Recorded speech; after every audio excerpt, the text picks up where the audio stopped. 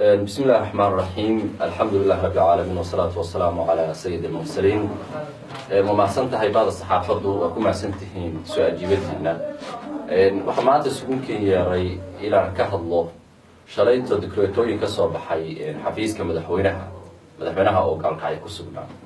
نسأل الله السقني بدنا أباحناي مدحوينه سافر كيسي وحو الله كل ما بالشدة wuxuu arkay oo dhageystay xaqiiqdii ka jirtay gaalkacyo iyo gobolka mudug waa loo baahnaa in gobolka mudug dhammaantii lagu sameeyo isbedel si shaqada gobolka mudug looga baahan yahay laga qabto oo ammaanka ugu horreeya looga qabto taa waxay ahayd tallaabo fiican laakiin madaxweynuhu waxaad moodaa shalayta siduu wax u dhisay ama wax u taagay ama wax maamulka u qaybiyey inay ahayd si aan loo fiirinin aayaha gobolka iyo gobolkaasi uu noqdo bulshadiisu bulsho walaalo ah oo isku mid ah oo lahaanshaha gobolka u siman taa waxay shalay horseeday madaxweynuhu inuu qaybtii kala duldhacay kafadaha midood wuxuu madaxweynuhu shalayta tusay dadka ama baray qofka uu yahay Cabdiweli Cali Gaas madaxweynuhu saan la soconno wuxuu qabtay khudbado badan waagu xilka doonayay oo musharax u ahaa wuxuu ka hadlay Puntland iyo isbedelka iyo dimuqraadiyadda uu wadayo dadkeena sinaanayaan oo dawladnimada ay noqonayso mid la iska dhaqwada arko oo waqooyiga la dagaalamayo shalaytu wuxuu magacaabay gudoomiyaal gobol oo xigeenna ah wuxuu magacaabay taliskii qaybta wuxuu magacaabay maayirkii kusimihiisii horena xirar kale horay oo sawir taaban oo shaqeynaya barjaa kuwaas oo idil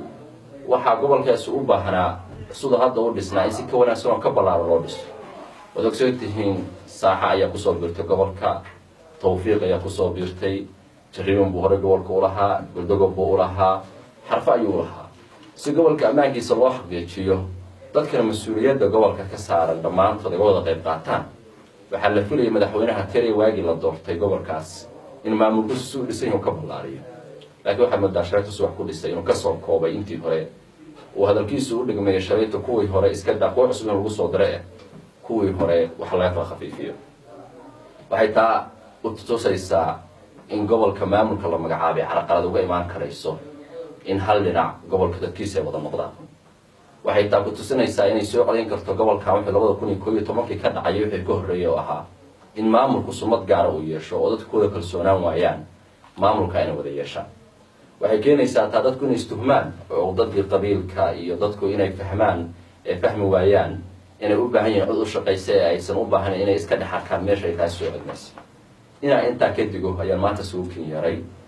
waxaan jeclahay marka haddii la arkay professorkii isbedelku inuu qabyaalad beegay waxaan maanta jeclahay inaan la hadlo qulubta dadka reer Gaalkacyo iyo gobolka mudug waan u sheego inaysan dadkaasi walaalaha ah oo gobolka furinta wada degan oo muddada soo wada noolaa wax qayb inaysan ku saameyn ama aysan ku miisaamin wada noolaashahooda iyo ilaashahooda danahooda gaarka ay wada leeyihiin reer mudug ayagaa wada dhashay ayagaa alla isbuday ayagaa isku deegaan oo xaalada ku wada dhaqan wax qaybta Cabdiweli haddii sidaa noqotay in dadka guuxa joojiyaan oo ay maamulka la shaqeeyaan wixii gobolka ka dhici jiray aysan ka dhicin ay ka fakaraan in dadka gobolka ay gargaradkiisii iyo dadkiisii cuqaashiisii la leeyahay ka fakaraan oo ay fahmaan isku dan inay yihiin ayna gabtaan oo garowsadaan Cabdiweli sanad iyo bari inuu hartay oo sanadii barka wax qaybtiisa aysan ku mashquulin waxaan isleeyahay madaxweynuhu xujuu sameeyay shalayto waa marka koobaad uu xujeeyay rag gobolka u magacaabay oo wuxuu ka dhigay rag wada afar kala tirsada oo isku difaac ama isku beel ay yihiin madaxweynaha waxaan isleeyahay haddii daldaloolo gobol ka jireen oo la oranayo gobolka maamulkiisii baa heshiin la horta afartooda dhalatay gobolka loo dhiibay waxaan u maleynayaa inuu xujeeyay oo gobolka ammaankiisa laga rabo waayo maanta cid u helisa ma jirto oo dhaqaalihi ayaga gacanta ku haya qofkay ugu dambeeyo amarka soo ka qaadanayaan oo soo tibinayaanna xaaladda ogaanka dambaysta la madaxweynaha weeye marka maadaama wixiiba ay 5 nin oo walaalaha ay ku aruuray inay ammaanka xaqiijiyaan baa looga baahan yahay ay talaabada qaadaan xujo marka ay dusha ka saaray laakiin awal mas'uuliyadda la wada lahaa waa dhici karaysa mas'uuliyaddu inay meelo badan ku dhacaysay hada meel bay isugu soo aruurtay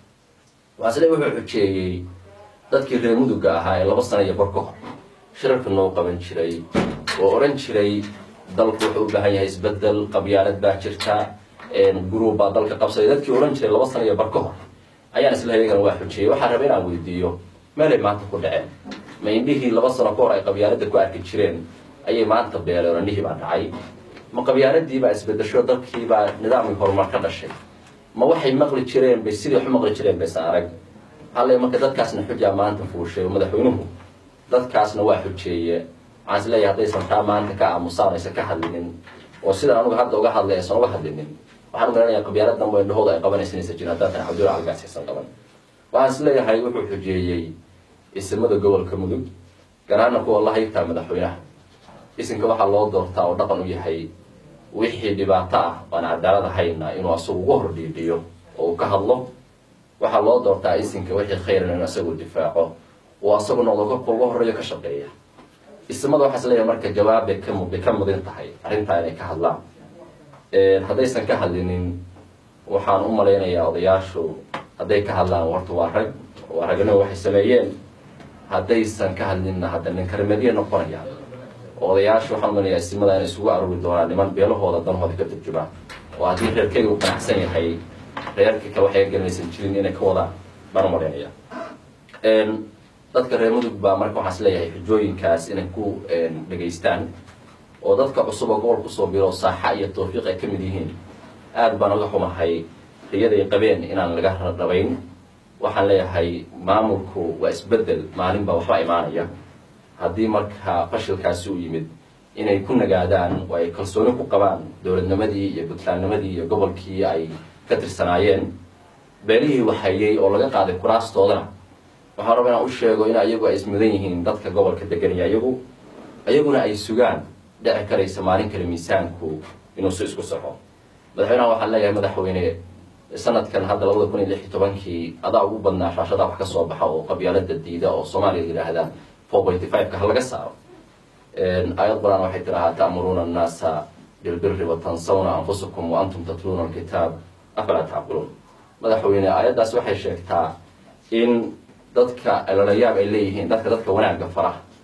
oo hadhowtiin ayagu wanaagii aan sameyn xumaanta aada ayuu kitaabka akhrinaya qabyaaladii Soomaaliya aad diidaysay 4.5 kii Soomaaliya qabyaalada laga rabo shalayt waxaan u maleynayaa gacantaada inaad ku miistay oo adigu aad qabyaalada hor la gobolka u dhalatay iyo dadkii 20 sano waxay dowladda Puntland ka waayeen maanta ka afreeyay inaad u qabyaalada la socotay waxaan isleeyahay marka yaa waacid nafsad madaxweynaha u baahan marka koowaad inaad qabyaalada ka fogaato oo naftaada aad xirto dadkana waxaan leeyahay dad rago barasho geelona rabasho professorkii isbedelku wakaa qabyaalada dhaamiyay oo wax weeye taagay waxaan aamsanahay reer mudug waxa u taala inay taa iyo mid la mid dadka dhibaato ah ay ka hadlaan aad u mahadsan